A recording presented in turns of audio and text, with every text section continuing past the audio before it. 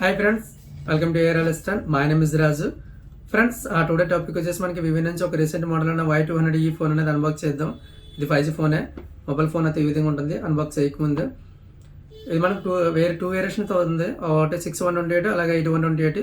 6128 వచ్చేసి 20,000 పడుతుంది, 8128 వచ్చేసి 21,000 పడుతుంది.